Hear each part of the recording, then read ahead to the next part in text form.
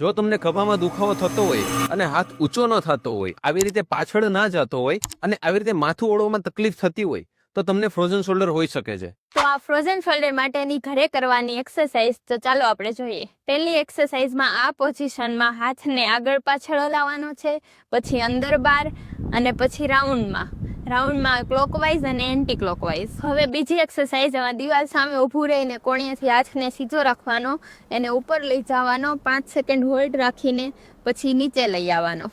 હવે આવી રીતે સાઈડમાં ઊભું રહેવાનું દિવાલની અને હાથ ઉપર લઈ જવાનો, 5 સેકન્ડ હોલ્ડ રાખવાનો અને પછી નીચે લઈ આવવાનો. હવે ત્રીજી એક્સરસાઇઝ જે તમારે બેસીને કરવાની છે, એમાં જે હાથ તમને દુખતો હોય એને નીચે રાખવાનો છે અને બીજા હાથને ઉપર રાખીને તમારે ટાવલને ખેંચવાનો છે, ઉપર લઈ જવાનો છે, 5 સેકન્ડ હોલ્ડ રાખીને નીચે લઈ આવવાનો છે. જો તમને ફ્રોઝન શોલ્ડર હોય, કમરનો દુખાવો હોય કે ડોકનો દુખાવો હોય તો આજે જ વિઝિટ કરો સ્પાઇન સ્ટુડિયો અને નીચે આપેલા નંબર પર કોન્ટેક્ટ કરી આજે જ અપોઇન્ટમેન્ટ બુક કરાવો.